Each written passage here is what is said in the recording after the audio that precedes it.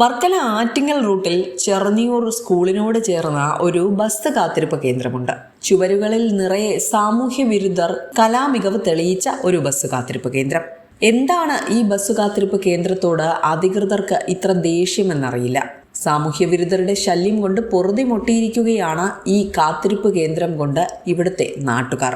രാത്രിയായാൽ കാത്തിരിപ്പ് കേന്ദ്രം സാമൂഹ്യ വിരുദ്ധരുടെ താവളമായി മാറും. പിന്നെ മദ്യപാനവും തമ്മിൽ തല്ലും മറ്റും ഇവിടെ നടക്കാറുണ്ടെന്നാണ് നാട്ടുകാർ പറയുന്നത്. കാത്തിരിപ്പ് കേന്ദ്രത്തിന്റെ ചുവരുകളിൽ മുഴുവനും അസഭ്യം എഴുതിവെക്കലും വൈദ്യുതി മീറ്റർ നശിപ്പിക്കലുമാണ് ഇക്കൂട്ടരുടെ പ്രധാന ഹോബി.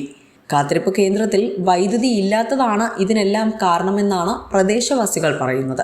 കേന്ദ്രത്തിൽ വൈദ്യുതി കണക്ഷൻ നൽകുന്നതിന് ഗ്രാമപഞ്ചായത്ത് പണം അടച്ചിരുന്നു. എന്നാൽ ഇതുവരെ വൈദ്യുതി കണക്ഷൻ ഇവിടെ ലഭിച്ചിട്ടില്ല.